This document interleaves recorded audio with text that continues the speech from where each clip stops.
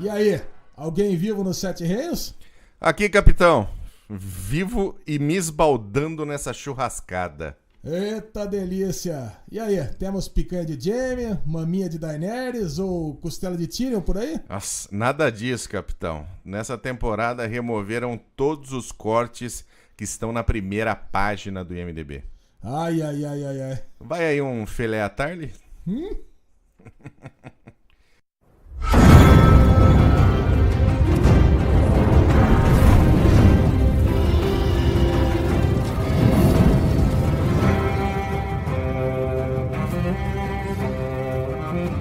No ar, o Pod of Wars! E que delícia estar aqui de volta mais uma vez para falar de cultura pop, para falar de guerra.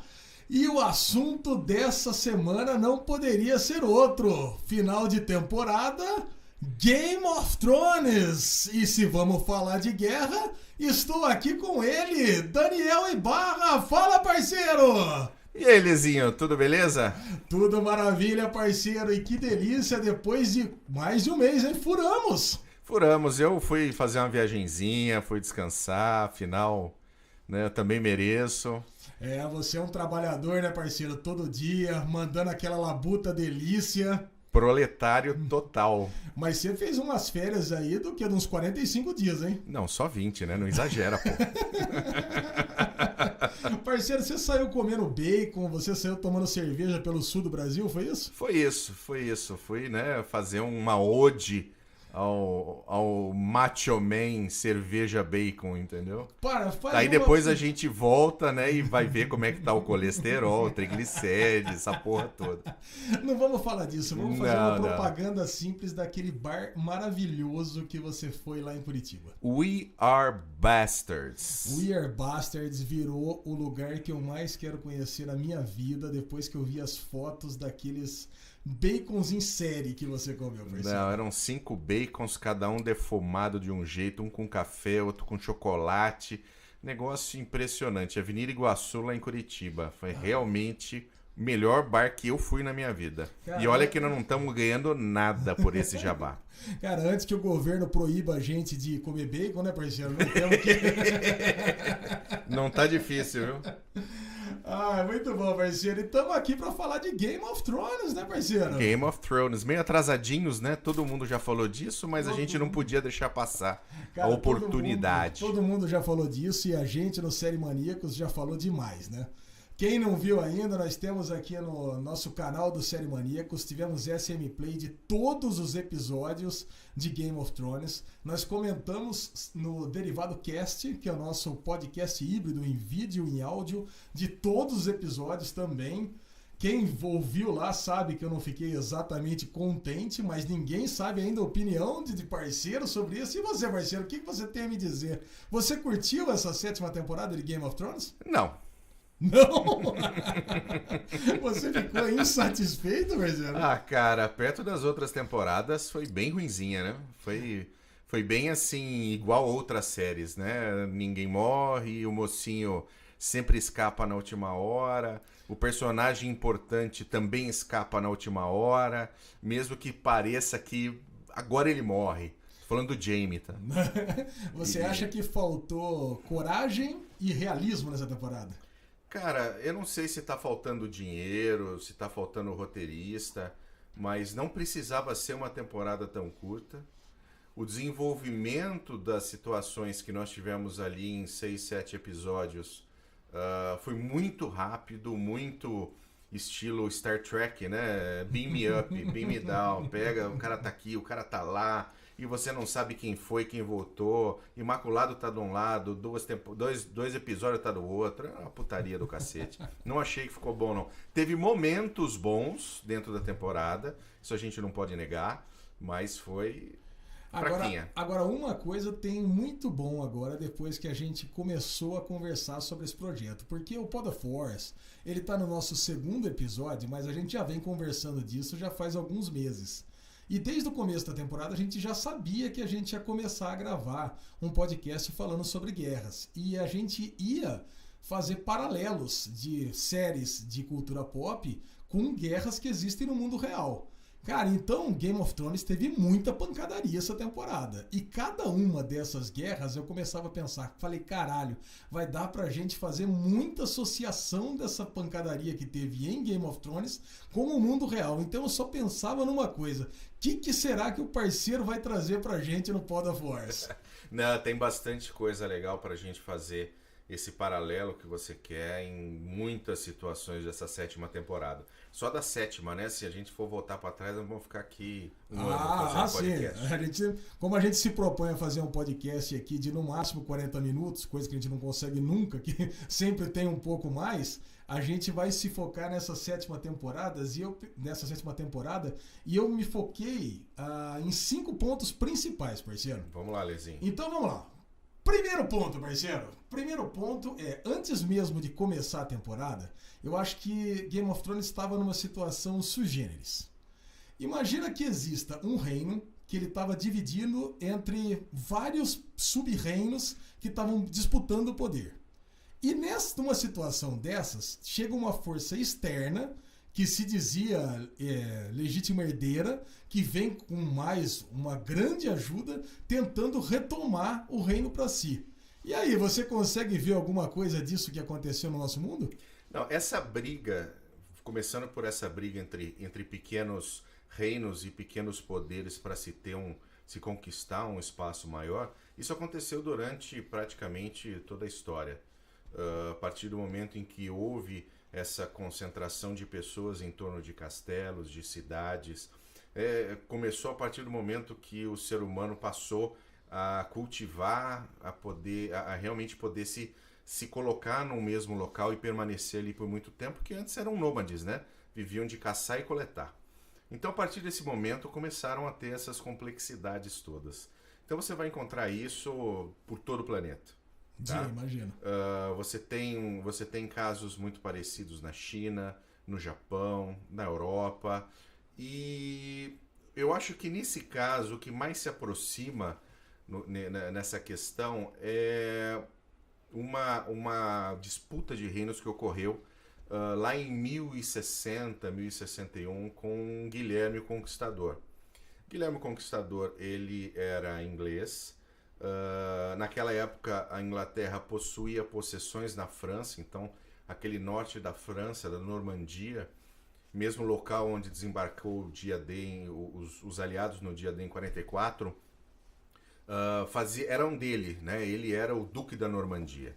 E quem estava no trono era o pai dele. Só que ele era bastardo. Ele era um bastardo. Ele era um bastardo. Ele se via assim com direito ao trono. Só que quando o rei bateu as botas, ele estava na Normandia e o que aconteceu? Fizeram lá aquele conchavinho cremoso e colocaram o primo dele. O que ele fez? Pegou o pequeno exército que ele tinha, com a ajuda do rei da França, foi lá, invadiu, matou e conquistou o trono para ele. Olha só.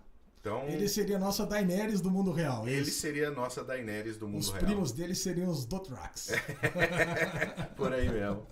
Mas nessa época, a Inglaterra já estava absoluta. Ela já tinha, ela ainda ia depois ter batalhas com escoceses, galeses, etc.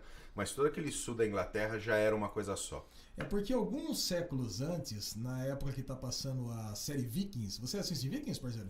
Eu já assisti alguma coisa, não muito. É mais ou menos na mesma época também dos livros de Cornwell.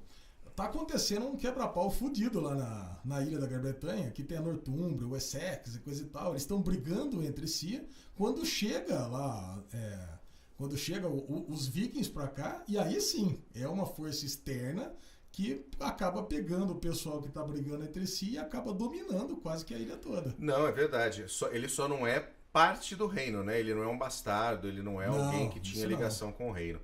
Mas os vikings aconteceu muito, eles saíam da Dinamarca, da Noruega, Finlândia, Suécia. Muitas vezes porque os mais novos né? Vamos falar que você tem ali o rei, né, dos vikings. O filho mais velho normalmente era o cara que ia assumir o controle. E aí você tinha os outros filhos mais novos, homens, que eles tinham que conquistar a riqueza por si. Então o que acontecia? Eles saíam para pilhar e para roubar. Então eles começaram pilhando, roubando monastérios, pequenas igrejas, que normalmente era onde a riqueza estava, né? Pequenos castelos, e começou a ficar bom, né? Começou a ficar legal. Aí eles começaram a fazer invasões maiores e chegaram a dominar grande parte ali da Inglaterra. Invadiram tudo, tá? Escócia, Inglaterra, Gales, Irlanda. Isso é praticamente um spoiler dessa temporada que vai vir de Vikings. Basicamente. Porque nós chegamos nesse ponto. Eles estão voltando agora para a ilha e agora que eles vão pegar e vão dominar provavelmente a ilha toda. Mas é isso aí. Então nós estamos chegando nesse ponto de Game of Thrones aonde o pau vai comer. O mundo real nós não temos caminhantes brancos, nós não temos magia, nós não temos muralha. Quer dizer, nós temos a muralha da China, né, parceiro?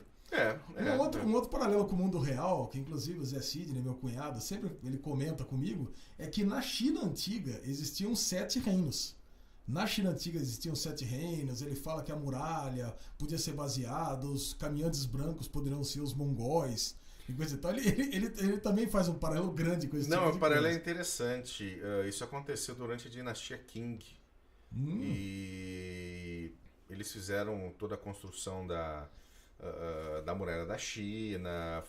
É um paralelo muito interessante. Eram 7 reinos que formavam a dinastia Qing e que lutavam contra invasores externos, obviamente. Por isso que a muralha está lá até hoje. Diz que os mongóis eles têm um estilo de luta parecido com os Dothraki.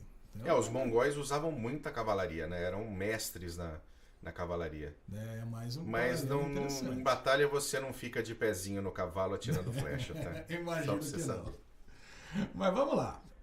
Aí você vai andando na temporada, você tem ali o Tyrion, né? Que é o nosso estrategista mestre, o nosso jogador de War, que é aquele que, se tivesse no nosso mundo real, né, parceiro? A gente que é fã de board game seria o primeiro a sair, né? Sem dúvida nenhuma.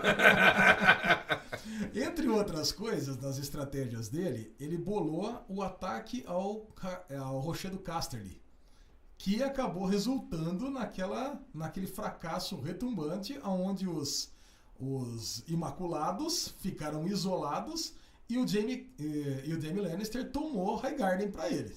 Exatamente. Cara, ali eu consigo pensar em várias coisas, mas o que mais se aproximou para mim do mundo real foi o ataque de Napoleão a Moscou. Será que eu tô completamente maluco ou não?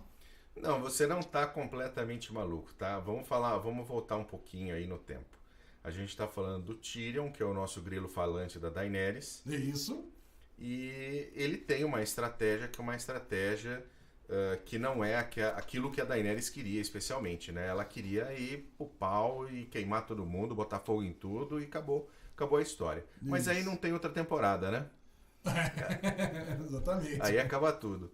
Então ele tem uma ideia estratégica interessante de tomar a Rochedo Casterly, que eu acho que até tem uma questão pessoal dele ali. Sim. Né? Afinal, ele é um Lannister. Talvez como uma demonstração de força para Cersei. Só que ele toma uma invertida estratégica do Jaime Lannister. Por quê? Porque ele não sabe que, na verdade, a Cersei e Jaime Lannister e a família Lannister tá, na verdade, atrás de ouro para poder continuar financiando a sua guerra.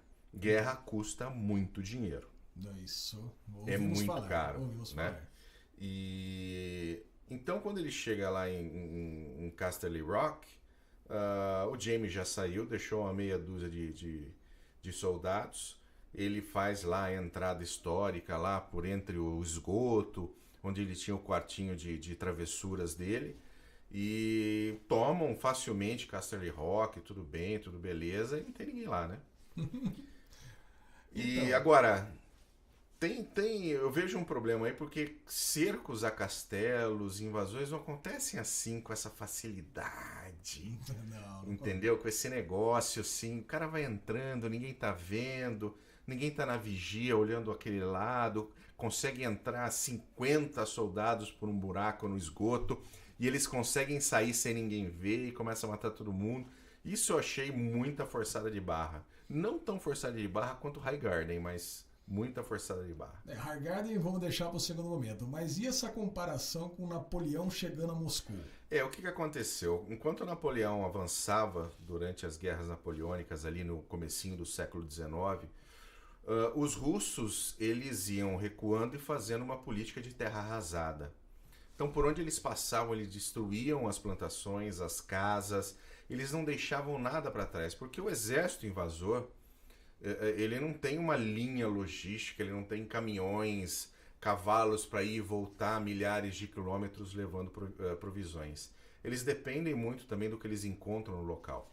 Então, Napoleão foi avançando rapidamente, só que ele não foi encontrando muita base para ele se estabelecer. E quando ele passa por São Petersburgo, inclusive que está na mesma situação, que era a capital do Império Russo naquele momento, quando ele chega a Moscou está em chamas, não tem nada para comer, o inverno está chegando, ele já tinha passado toda a parte do outono russo, que o outono russo é um outono de chuvas, então o avanço fica muito difícil, as estradas ficam todas enlameadas, você atola a carroça, atola cavalo, e chegou em Moscou numa situação extremamente de tropas cansadas para não achar nada. Foi o que eu imaginei, cara, porque quando os Imaculados chegaram lá e eles ficaram episódios sem aparecer de volta, eu pensei, eles estão cercados, eles estão fodidos, eles chegaram até lá e não conseguiram voltar mais. Que eles só voltam depois no último episódio, exatamente, lá em King's Landing. King's Landing. Eu pensei, deu certo o plano de Jaime, que eles pegaram, foram até o Rochedo Casterly, não voltaram mais para a Pedra do Dragão em nenhum momento, e eles ficaram cercados porque os últimos barcos deles foram abatidos pelo Euron, sim, né? Sim, e não sim. tem mais nada, e eles não conseguiram salvar Highgarden, e acabou os Imaculados da série. Eles foram, de alguma forma, eles acabaram isolados lá em Rochedo Casterly. Mas no final das contas se mostrou que não, né?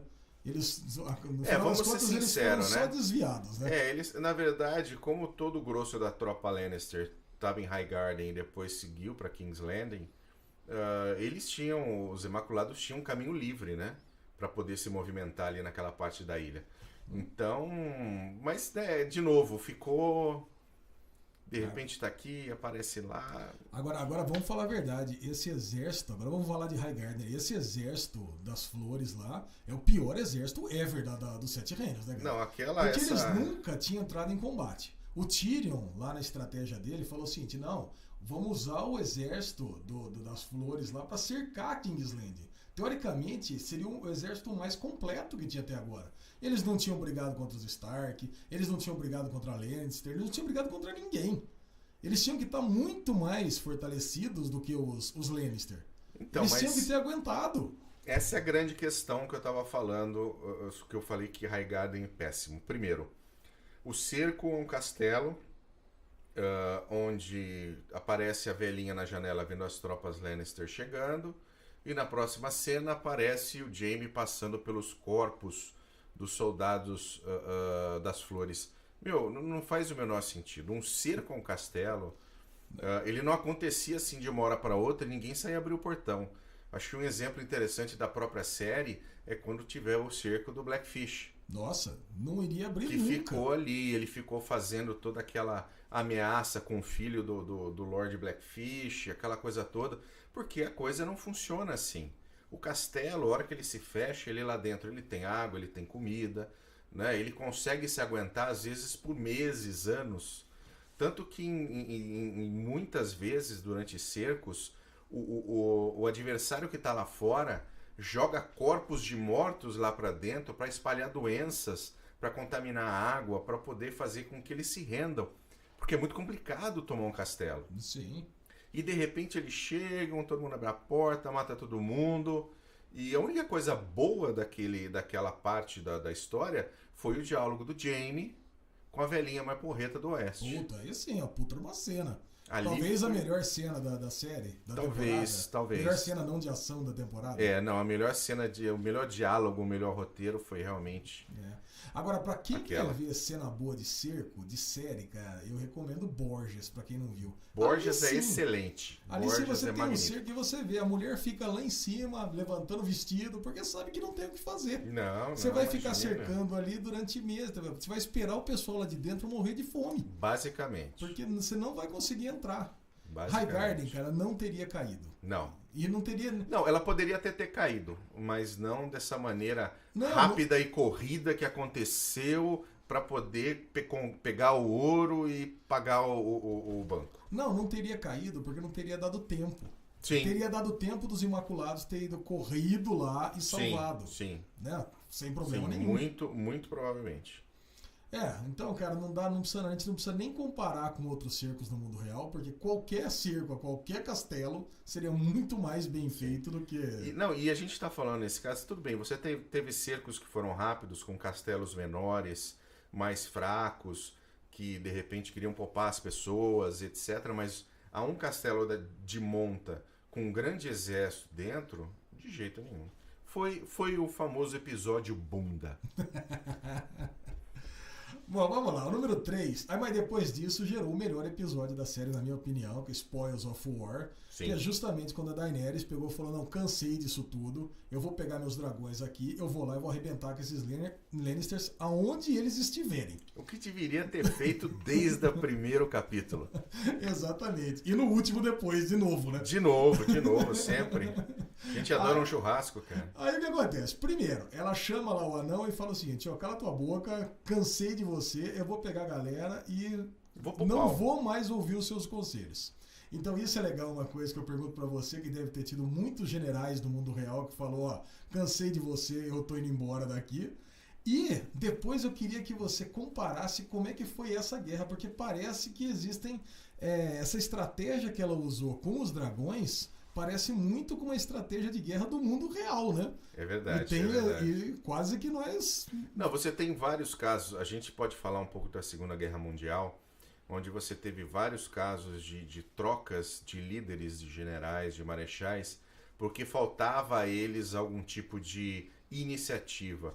Você tem esse caso, por exemplo, no norte da África, com as tropas britânicas que trocaram o Churchill trocou seus generais porque faltava iniciativa. Você tem as próprias guerras napoleônicas, que enquanto Napoleão vinha avançando e as tropas russas voltando, o czar ficou puto da vida porque ele queria ir para o combate, e o marechal dele estava ali, aquela coisa, vou, não vou. Ele trocou para poder ir para o pau efetivamente. Então tem vários casos desse de troca de liderança ou de uma mudança de iniciativa, exatamente para poder alcançar um objetivo que não estava acontecendo com aquela estratégia um pouco mais devagar, um pouco mais assim na ponta dos pés. Ótimo. Mas e aí? Aí a Daenerys ela pega, vai lá com o Drogon, entra lá no exército Lannister que está esperando, com os cavaleiros da Dracarys, com os cavaleiros da Dothraki atrás, e vem com o dragão e abre aquele buraco. O que você me diz em comparação com as táticas de guerra atual? Ela usou uma tática que foi usada pelos alemães na Segunda Guerra, chamada Blitzkrieg. Olha, Blitzkrieg de novo, aí a nossa estratégia de boate da infância. Que nunca dava certo. Mas sempre tentava. É verdade. A gente não pode ser acusado de que nunca tentamos, entendeu? Mas é a estratégia Blitzkrieg, né? O que aconteceu? Durante a Primeira Guerra Mundial, ela foi ali no fronte ocidental, ali na Europa Central, uma guerra parada, imobilizada dentro de trincheiras. Quando a Segunda Guerra Mundial começou, os alemães mostraram uma nova forma de se fazer guerra, que era uma forma onde você tem a movimentação muito rápida das tropas.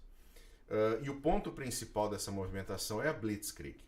Então você imagina o seguinte, estavam ali os soldadinhos Lannisters, com seu escudo, com a sua lança, esperando para poder defender aquela posição. No mundo real era a mesma coisa. Tava ali, vou citar, por exemplo, a Blitzkrieg na Polônia. Tava ali os soldados poloneses, todos nas suas trincheiras, nos seus pontos de defesa, para poder tentar parar o exército alemão. Só que em vez de vir a infantaria do exército alemão, vinha dezenas de blindados atacando fortemente a posição, e junto com esses blindados vinha a força aérea com os caças Stuka e fazendo exatamente a mesma coisa, jogando bombas e atirando naquelas posições ao mesmo tempo que os tanques estavam atacando. Então aquilo abriu uma brecha na linha de defesa, os tanques podiam passar rapidamente, começar a provocar todo tipo de problema na retaguarda e ainda envolver aquelas tropas. Então você tinha o rompimento da sua linha de defesa de maneira muito rápida, você tinha as suas tropas na retaguarda começando a não entender por que está aparecendo o tanque alemão aqui atrás, e também todo o envolvimento. Por que o envolvimento? Porque atrás da cavalaria, que apesar de serem tanques ainda se chama cavalaria, vinha a infantaria para dar combate para essa tropa que agora está toda sem saber o que fazer. Para onde eu vou, o que eu vou, o que eu não faço. Então é a mesma coisa. Então a Daenerys veio com o seu dragão, que seria um Stuka, uma força aérea, e abriu aquele corredor para que a cavalaria viesse e arrebentasse tudo de uma vez e provocasse efetivamente a confusão na retaguarda, que foi o que aconteceu. O pessoal do Dothraki entra arrebentando, passa por dentro daquele corredor de fogo, sai matando todo mundo ali para trás e começa a cercar as tropas Lannister. Caraca, e mata todo mundo, né? Obviamente. Aí arrebenta todo mundo principalmente por causa da desorientação. Total desorientação. E eles fizeram isso com os poloneses, fizeram isso com os franceses depois, quando eles atacaram Bélgica, Holanda e França. Fizeram isso com os soviéticos, quando atacaram a União Soviética em 41. E demorou um pouco para que os soviéticos, por exemplo, que foram os últimos a receber esse tipo de tática, entendessem o que fazer para diminuir os efeitos. Caraca, mas foi basicamente uma blitzkrieg que ela fez ali. Não, muito linda a cena. E ela ainda usou o Drogon de uma forma igual que os alemães usavam, né? Para destruir as linhas de suprimentos, né? Sim, mas eu vejo o maior paralelo nesse uso do Drogon com uma aeronave que foi criada durante a Guerra Fria. Os americanos criaram, que é o A-10 Thunderbolt. Ele é uma aeronave criada especificamente contra tropas que estão em terra, tá? Tanto blindados quanto tudo que está em terra, blindado, artilharia, atacar posições em solo. Então, eu fiquei imaginando ali, enquanto ela atacava aquele monte de carroças, eu fiquei imaginando, na verdade, o A-10 atacando aquele monte de blindado soviético numa hipotética invasão à Alemanha Ocidental lá na época da Guerra Fria. Ah, entendi. Cara, eu tinha certeza que o ouro tava ali. Na hora que ela tava atacando... Não, eu não tinha, porque o Tarly já tinha dito, já tinha dito, né? Que o ouro tinha cruzado os muros de King's Landing. Não fazia sentido pra mim, mas ok. Vamos lá, tirando esse episódio maravilhoso que eu pensei que daí ia engrenar, aí veio o episódio mais horroroso, aí veio momentos horrorosos da série, né? Aí Jon Snow tem a brilhante ideia de fazer uma aliança com a Cersei e buscar um morto-vivo para mostrar para ela que mortos-vivos existem. Existem e que eles tinham que todos dar as mãos. Cara, então tem várias coisas erradas aí, né, parceiro? Primeiro, ele quis buscar um morto-vivo que não existe no mundo real, então, evidentemente, que nós não temos um paralelo no mundo real para mortos-vivos. Mas com certeza existe alguma coisa relacionada a resgates suicidas no mundo real. Tem. Alguém já fez um plano muito merda no mundo real Fez. Que obrigou uma estratégia militar para resgatar o filho da mãe? Na verdade, uma coisa que me vem à mente com relação a tentativas de resgate que não deram certo, etc., é a Operação Eagle's Claw. Eagle's Claw. Ela aconteceu em 1980. Recente. Nós tivemos a Revolução Islâmica no Irã em 79, onde houve a invasão da embaixada americana, que inclusive está bem colocado no filme Argo, do Ben Affleck.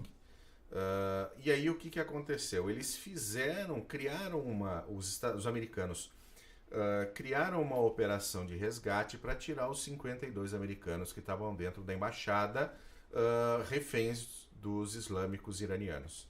Só que deu tudo errado. Nossa. A parte de inteligência foi falha, a construção da operação foi péssima, a execução foi pior ainda, e acabou que aviões foram derrubados, helicópteros derrubados, soldados morreram. Entenda o seguinte, não resgatou ninguém. Bom, pelo menos o plano da Daenerys foi um pouco melhor, né? Pelo menos não, mas aquele episódio foi puta que eu pariu, cara. Mas diz uma coisa, um dos aviões aí de Argo ficou em posse do inimigo? Na verdade, não é que ele ficou em posse do inimigo, ele acabou caindo em território inimigo. Deve ter ficado, né? Mas ele espatifou no chão, não tinha muito o que salvar daquilo lá. Mas é muito parecido, é muito parecido. Ai, cara, que coisa terrível. Não, né? aquilo foi, cara, a cena mais bunda, não tem outro nome pra falar, é uma cena bunda. Foi a cena que eles estão todos lá naquele montinho, no meio do lago congelado, tá aquele monte de morto-vivo em volta, com medo de entrar, para não se afogar. E aí vem o bonitão e começa a jogar pedrinha para ver. Deixa eu mostrar para os mortos-vivos que já tem gelo suficiente para eles passarem e eles virem aqui e foder todo mundo. Não é possível. Bom, coincidentemente na hora que o resgate estava chegando, né? Vou falar pra você, cara. Bom, mas tudo bem, né? Pelo menos levou o morto-vivo, conseguiu levar o morto-vivo de volta para casa. Aí tem pior, aí fica pior, né? Aí fica pior. E aí o morto-vivo é levado para Cersei e ela, olha só, veja você, ela trai o pacto que ela firmou, que acabou de firmar com eles. Antes da gente falar do pacto, podemos falar da situação ali no palco dos dragões, onde eles estão, naquele estádiozinho? Sim, podemos. Desabafa, abre seu coração. Você pode explicar para mim primeiro por que o Clegane não deixou aquela porra da morto-vivo morder a cabeça da Cersei? Explica pra mim. Não, cara, era um elo, eu já vi isso algumas vezes, né? Era um elo de corrente a mais que ele soltava. Ops! Cara, não tinha que fazer, não ia chegar nunca pra salvar. Não ia chegar nunca. Não ia chegar Comia nunca. a cabeça dela, acabava o problema dos 7 reinos. Acabou. Situação 2. Por que a Daenerys, com aquele dragão enorme, não fez todo mundo de churrasquinho? Ela queima Por que ela não organizou com o seu pessoal ali, com o Jon, com todo mundo, o Ser Jorah? Fala assim, olha, a hora que eu chegar, corre. Run for your lives. Entendeu? Como se não houvesse amanhã. Porque eu vou fritar todo mundo. Acabou, o reino é dela. Ela cortou... Se ela manda ali aquela glufada de dragão na orelha da Cersei, ela mata todos os cabeças que mantém aquele reino unido e se torna a rainha dos 7 reinos. Ela mas não vai lá, aí vai, chega, desce, senta, toma uma comida de rabo da outra porque tá atrasada e ainda pede desculpa.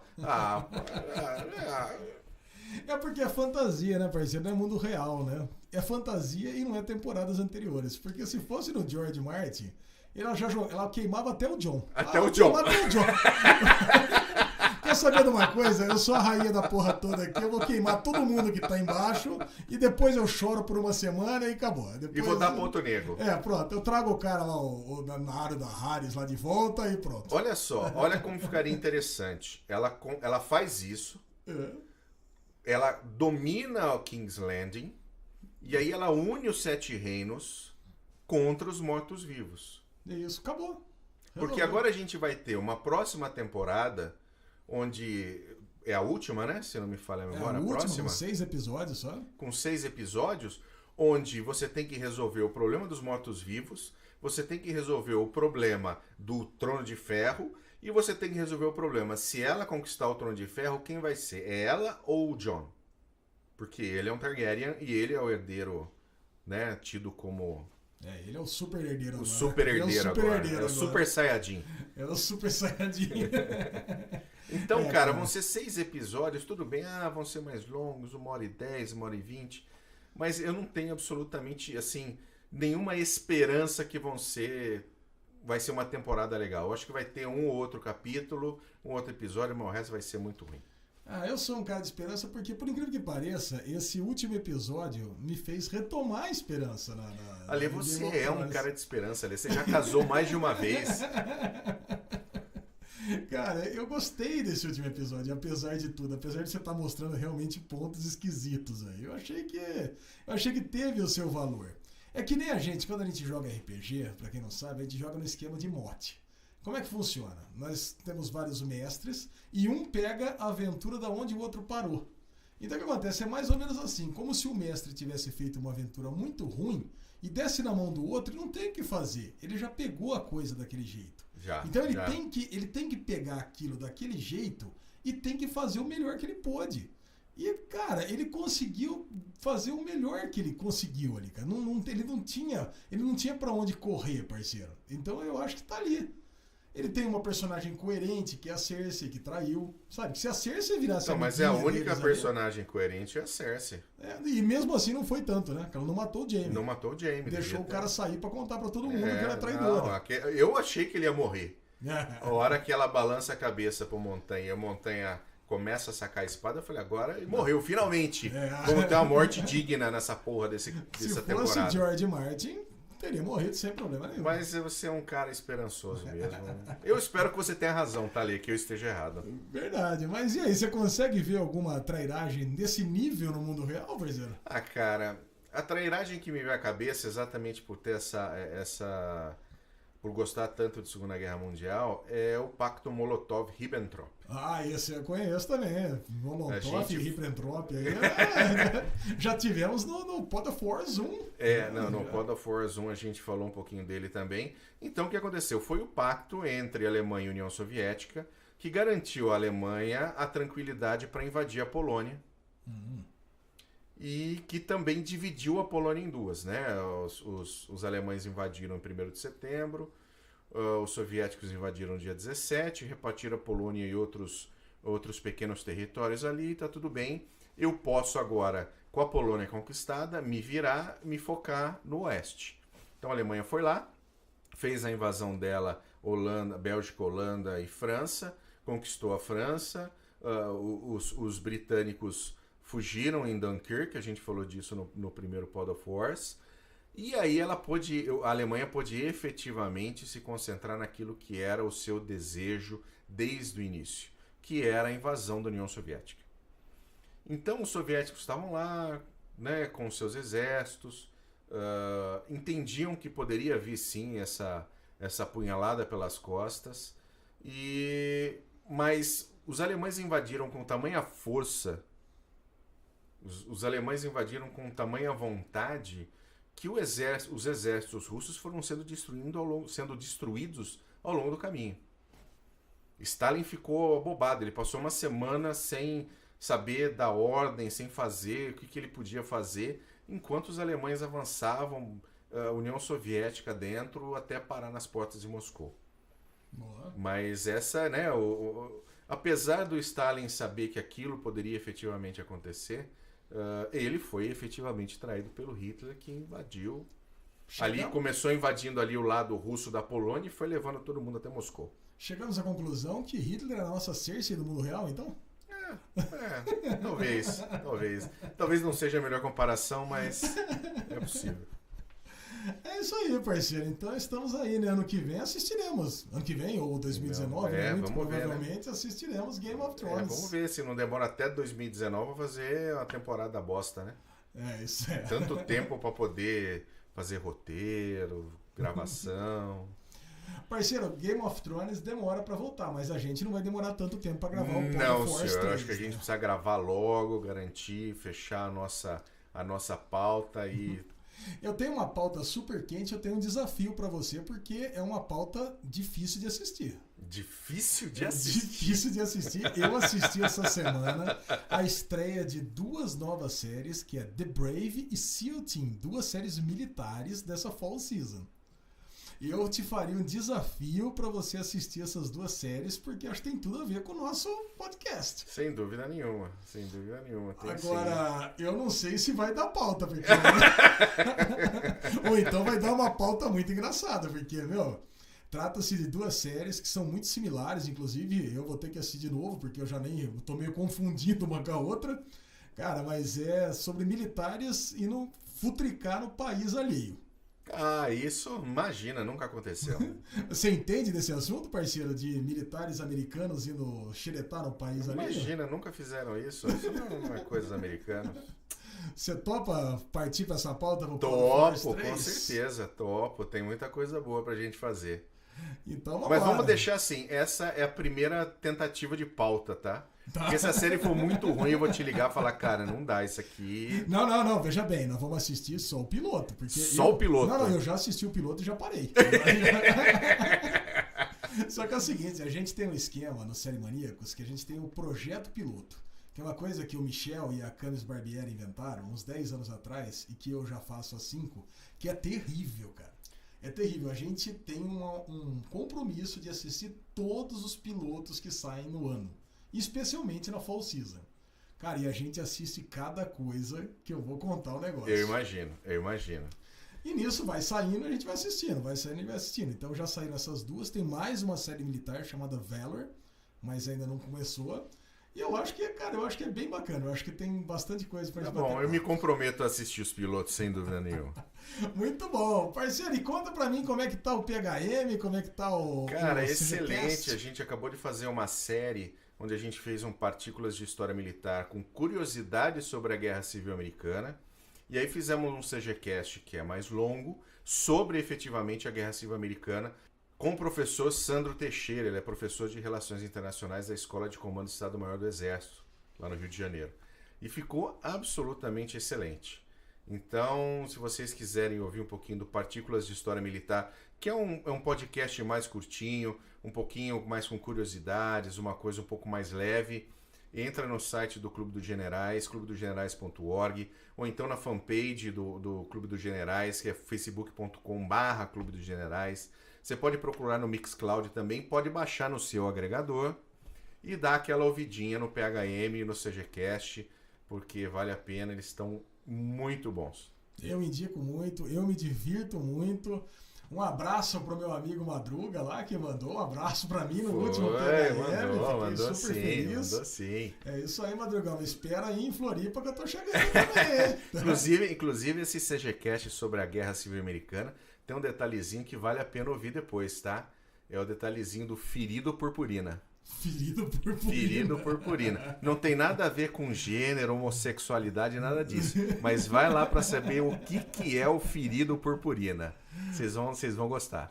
Cara, muito bom. Ô, Alezinho, e você? Onde eu posso te encontrar, Alezinho? Cara, eu tô no Série Maníacos eu tô com uma overdose de Ale Bonfá, porque além do Pod of Wars, eu tô semanalmente no Derivado Casts e voltamos com força total no Pod Maníacos. Eu vi, já caiu no meu agregadorzinho pra ouvir, já baixei. Cara, tá na lista aqui. Cara, tamo no Pod Maníacos de volta e agora nós temos uma novidade que nós estamos indo lá pro Apoia-se, parceiro. Oi, que maravilha! Posso então apoiar o Série Maníacos? Cara, o Pod Maníacos vai entrar no Apoia-se porque a gente entrou no hiato porque a gente não tava conseguindo tempo para fazer edição e coisa e tal, porque realmente demanda tempo. E o Michel tava com dificuldade para edição, o Zuil também, o Thiago também. E cara, a gente não pode ficar sem ter o Pod Maníacos, que é um podcast que tem há mais de 10 anos, que foi o meu primeiro podcast que eu ouvi. Hoje, cara, eu escuto mais de 3 podcasts por dia, virou o meu vício. Levei você pra esse vício também, né, Sim, levou. A gente que faz aqui churrasco 3 vezes por semana, a gente praticamente só fala disso agora. Cara, e assim, não dá pra ficar sem Pod Maníacos. Eu fico numa agonia danada sem ter o Pod Maníacos. Então é com muito prazer que a gente tá fazendo essa campanha do Apoia-se. Eu tenho certeza que vai ser um sucesso enorme, cara. Não, com certeza. E com um nível de recompensa de cair o queixo, cara. Não, conte comigo. Conte comigo. Então tá bom, estamos lá no Derivado, né? Toda semana, claro, no canal Derivado Cast. Não deixe de assinar o Série Maníacos no YouTube. E se quiser me seguir, Ale Bonfá Cardoso no Twitter. Que maravilha. E tem Clube dos Generais no YouTube também, viu? Olha só. Pode procurar lá que todos os episódios dos nossos podcasts estão lá também. É isso aí, parceiro. Um prazerzaço estar com você. Prazer todo meu, inenarrável, eu diria. Uhul! É um nóis! abraço, meu querido. Tchau.